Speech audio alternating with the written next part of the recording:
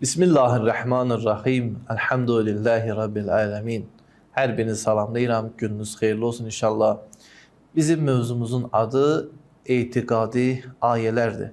Ötən bəhsimizdə etiqadi ayələr deyəndə nəyi nəzərdə tuturuq? Bu barədə siz əzizlərlə qısa olaraq müzakirə etdik. İstərdim ki, bu məsələni bir daha xatırlayım ki, İslam dünyasında Qur'an-ı Kərimin müxtəlif təfsir metodları var və onlardan da biri kəlami təfsir adlanır. Yəni Qur'an-ı Kərimi kəlam və etiqad prinsipləri əsasında təfsir etmək. Bu hər bir məzhəbə xas olan, aid olan bir məsələdir. Hər bir məzhəbin alimləri belə bir işi görmüşdülər. Keçən bəhsimizdə bu kitabların bir neçəsinə işarə etdik. Və eyni zamanda dedik ki, digər bir məsələ isə etiqadi ayələrdir. Artıq burada etiqadi ayələr dedikdə Qur'an-ı Kərimdə yer alan etiqadi ayələri çıxarıb onları müstəqil olaraq müzakirə etmək.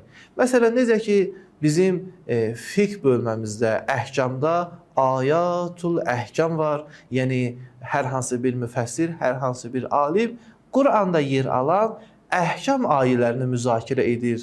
Oradan hökmləri ələ gətirir. Namaz barəsində, oruz barəsində Qur'an-ı Kərimin bəyanını, açıqlamasını, görüşünü təhlil edir. Etiqadi ayələr dedikdə isə, yəni Qur'anda yer alan etiqadi, imani ayələrin müzakirəsi nəzərdə tutulur. Dedik ki, bu anlayış kəlami təfsirdən fərqlidir. Kəlami təfsir ümumi idi, yəni Qur'an-ı Kərimin bütün ayələrini əhatə edə bilər.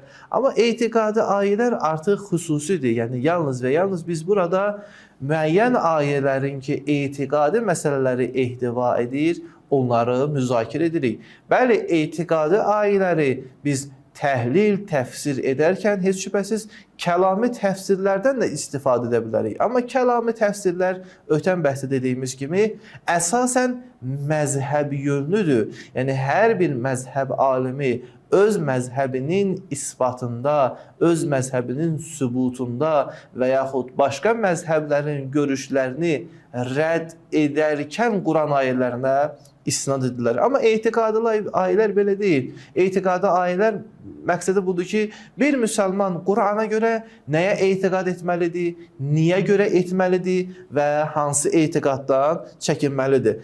Heç şübhəsiz, etiqadi ayələri araşdırmaq müəyyən bir metodlara əsaslanır. Bu metodların birincisi budur ki, məzhəb yönlü yanaşmadan uzaqlaşmaq lazımdır. Bəli, əvvəli dediyimiz kimi, insan edə bilməz məzhəbi məsələləri kənara qoysun. Çünki məzhəb Qur'anı və digər məsələləri fəhm etmək üçün bir vasitə rolu oynayır.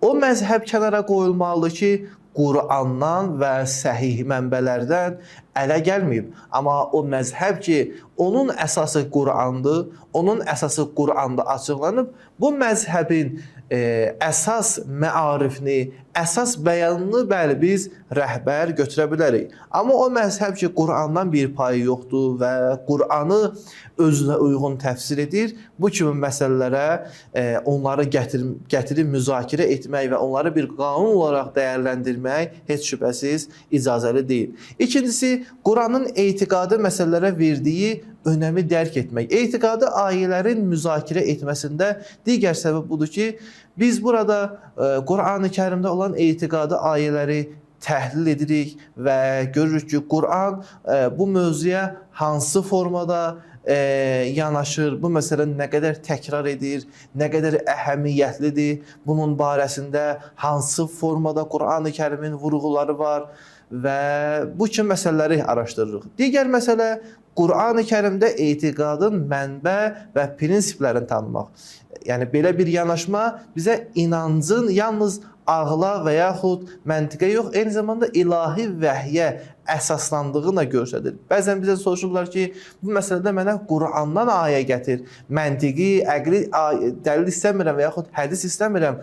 Qur'an bunu hardan açıqlayır? Etiqadi ayələrini müzakirə etməyin digər bir metodu budur ki, biz yalnız burada Qur'ana istinad etməliyik. Digər bir məsələ müqayisəli analiz imkanları bizə var. Yəni biz bilirik ki, İslam dünyasında müxtəlif məzhəblər var. Bu məzhəblərin Allah Taala'dan tutmuş da axirətə qədər məsələlərdə fikir ayrılığı var. İndi biz burada müqayisə edəcəyik. Görək bunların hansı Qur'an-ı Kərimə yaxındır, bunların hansını Qur'an təsdiq edir, hansını təsdiq etmir və yaxud hansı məzhəb öz etiqadi prinsiplərini Qur'an ayələrinə əsasən tənzim etmişlər və hansı məzhəb yalnız Qur'andan özünə uyğun şəkildə istifadə etmişdir. Beşinci metod bundan ibarətdir ki, və yaxud beşinci cəhət bundan ibarətdir ki, bu məsələnin, yəni Qur'anda yer alan etiqadi ayələrin müzakirəsinin müsbət tərəfi budur ki, biz baxırıq ki, Qur'an-ı Kərimin digər etiqadlarla münasibəti necədir? Bu etiqadlar kitab əhli də ola bilər və eyni zamanda digər məktəblərin etiqadi nümayəndələri ola bilər. Yəni Qur'an-ı Kərim belə deyir ki, yalnız bir etiqadla tərəf edir. Bəlkə Qur'an-ı Kərim bəzən bütpərəstliklə, bəzən materialistliklə, bəzən kitab əhli ilə və digər bu etiqadi cəryanlarla müxatəbdir. Qur'an-ı Kərim bunların etiqadını öz ayələrində gətirir və onları rədd edir və yaxud bəzən qəbul edir və yaxud izah edir və s. Bizə bu imkanı verir ki, biz Qur'an-ı Kərimin ayələrini digər etiqadi məktəblərlə münasibətini də öyrənmiş ola bilərik və altıncısı budur ki, dini biliklər arasında əlaqə qurmaq. Qur'an-ı Kərim hər hansı bir etiqadi məsələni mücərrəd olaraq, nəzəri olaraq bəyan etmək istəmir. Bəlkə hər hansı bir etiqadın arxasında əhkamı bir məsələ var və yaxud əxlaqi bir məsələ var və yaxud ictimai bir məsələ var. Yəni Qur'an-ı Kərim Allahşünaslıq məsələsini bəyan edərkən, tohid məsələsini bəyan edərkən, nübüvvət, axirət məsələsini bəyan edərkən bunu əhkamdan ayrı bilməyib, bunu əxlaqdan ayrı bilməyib, bunu ictimaiyyətdən ayrı bilməyib.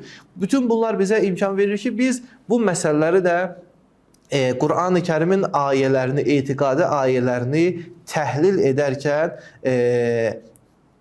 başa düşək və bunları izləyək. Nəticə olaraq bunu demək istəyirəm ki, Qur'an-ı Kərimdə olan etiqadi ayələri sistemli şəkildə Qur'an-ı Kərim bəyan edən formada təhlil etməyin əsaslı faydalarından biri də budur ki, bir müsəlman Qur'an-ı Kərimdə yer alan etiqadi məsələləri hansılardır, niyə görə onlara inanmalıdır və onlara inanmağın dəlili, sübutu nədən ibarətdir və eyni zamanda bu etiqadın qarşılığında hansı etiqad yer alır, onların sözü nədir, onların dəlili nədir, bu kimi məsələləri artıq bilmiş olacaq və bunun nəticəsi də və səmərəsi də heç şübhəsiz bir şəxsin İslami etiqadı Qur'an-ı Kərimə uyğunlaşmasıdır və eyni zamanda Qur'an-ı Kərimdə yer olan etiqadi məsələləri bilməsidir və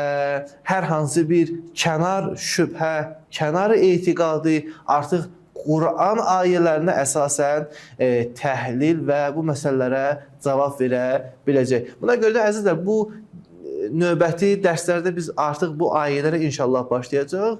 Mənim xahişim bu idi ki, bu ayələri sizlər də qeyd edəsiniz və üzərində düşünəsiniz ki, bu ayə hansı formada etiqadi məsələyə işarə edir. Ən sonuncu məsələ ki, bu barədə bir müqəddimə yönlü sizlə müzakirə edirdik. O da bundan ibarətdir ki, biz Qur'an-ı Kərimin bir dəfə ayələrini bu vəhyani bir mənbədir. Bu cəhətdən biz təhlil edə bilərik. Yəni, mən deyirəm ki, bu sözü sən etiqad olaraq qəbul etməlisən. Sən məndən deyirsən ki, niyə? Deyirəm, çünki bu Allahın sözüdür, Allah alimdir, həkimdir. Sən bir dəfə bunu Qur'an olaraq qəbul edirsən.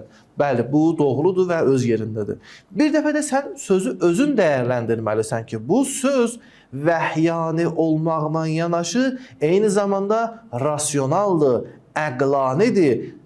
Qur'an desə də bu ağıl da bunu qəbul edir. Yəni ağıl da buna hökm verirdi. Demək, Qur'an-ı Kərimin ayələrində biz iki formada istifadə edə bilərik. Bir, bunun vəhyani tərəfi, yəni bu etiqadı vəhy açıqlayır, Allah bildirir. İkinci tərəfdən budur ki, bu sözü ağıl da qəbul edir. Ağılın da sözüdür. Sadəcə vəhy ağıl tərəfindən, ağılın bəyan edə bilmədiyi formada, o izah edə bilmədiyi formada Qur'an-ı Kərim açıqlayıb. İnşallah gələn bəhsimizdən bu məsələlərə Allahın köməkliyi ilə başlayacağıq. Əssalamu aleykum və rəhmətullahi və bərəkətuhu.